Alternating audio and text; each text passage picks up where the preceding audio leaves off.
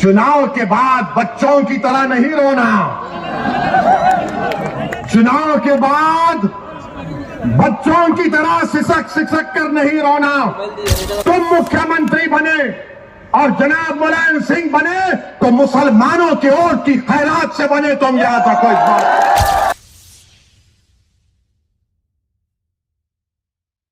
मेरे अजीज दोस्तों और बुजुर्गों, हम आपसे यही अपील करने आए हैं कि आने वाले विधानसभा और असेंबली के इंतखाबात में मजलिस का साथ दीजिए।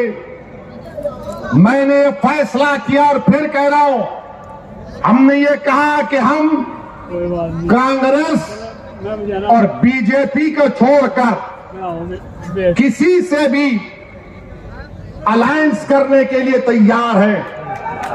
तो सुनिए, तो एबीपी के चैनल पर एक मशहूर जर्नलिस्ट है पंकज साहब ने अखिलेश से पूछा कि आप ओवैसी से समझौता क्यों नहीं कर लेते। तो अखिलेश ने जवाब दिया कि ओवैसी पर बहुत से इल्जाम लगते हैं। अखिलेश साहब, इल्जाम तो हम पर ही लगता है ना, आप पर तो कुछ नहीं लगता। रिवर फ्रंट आप बनाए, आप पर कोई इल्जाम नहीं। लखनऊ से कानपुर रोड आप बनाए, आप पर कोई इल्जाम नहीं। आपने सब कुछ किया, आपके 10-10 उंगलियां घी में थी, मगर आजम पर इल्जाम लगा बकरी चोरी का और भैंस चोरी का। ये इल्जाम सिर्फ हम पर लगता है। ये 60 साल से हम पर इल्जाम लग रहा है, कभी आतंकवाद का, कभी फिरका परस्ती का, कभी पुलिस को मारने का, तो कभी किसी और इल्जाम का। अखिलेश यादव साहब, इल्जाम तो भारत के मुसलमानों के मुकद्दर का हिस्सा बन चुका है। अब हम इल्जामात की फिक्र नहीं करेंगे। सुन लो अखिलेश यादव, मुझे तुमसे कोई सर्टिफिकेट की जरूरत नहीं है। मैं इस जनता के दरमियान में जाकर अपनी दिल की बात करूंगा और उनके दिल को जीतूंगा।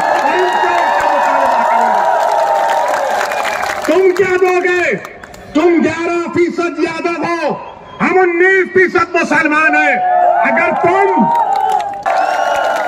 हम पर इल्जाम, अरे हमारे पे कुछ इल्जाम लगा, हमारी तारीख गवाह है। हमारी नबी की सीरत की किताबें पुकार पुकार कर कह रही हैं कि जिस पर इल्जाम लगता है अल्लाह उसको कामयाब करता और करेगा इंशाअल्लाह होगा।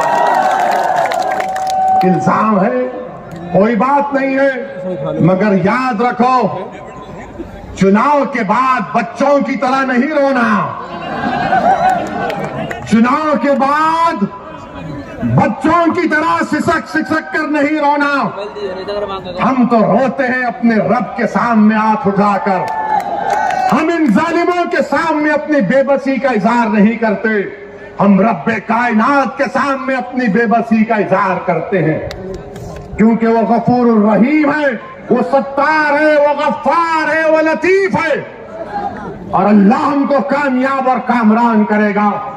मेरे बस में इतना है, शौकत के बस में इतना है, मेहताब और हमारे अंबेडकर साहब की ताकत में बस इतना है कि हम आपके पास जाकर अपनी बात को पूरी अखलास के साथ रख रहे हैं। दिलों में मोहब्बत डालने वाले का काम तो अल्लाह का है, दिलों को मोड़ने का काम तो अल्लाह का है। मैं तो बार बार कह रहा हूं कि अपने दिल पर हाथ रखकर मैंने आज आधे घंटे 40 मिनट में जो कुछ कहा, सोचो आप।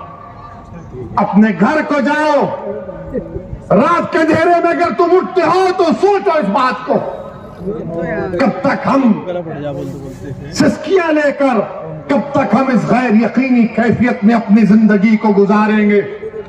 भारत की जमहूरियत, अंबेडकर का बना हुआ संविधान हमको इस बात की इजाजत देता है कि हम सियासत में अपने नेता को अपनी हिस्सेदारी की बात करें, हिस्सेदारी के हिस्सा लें और अपनी क़यादत को, सियासी लीडरशिप को बनाएं। इससे भारत मजबूत होगा, इससे भारत का संविधान मजबूत होगा। यही चंद गुजारिशात मैं आज तक कहने के लिए आया हूं। आपसे सिर्फ गुजारिश करूंगा कि अगर आप हमारा साथ दें, अल्लाह आपको सलामत रखे। अगर आप नहीं देना चाहते तो अल्लाह तब भी आपको सलामत रखे। मगर मेरी इस बात को याद रखो, मेरी इस बात को याद रखो कि कई 60 साल के बाद कोई एक और दीवाना आकर मेरी ही जबान में इन आने वाले बच्चों से ना कह दे जो कल बूढ़े हो जाएंगे कि तुमको तुम्हारा हिस्सा नहीं मिला।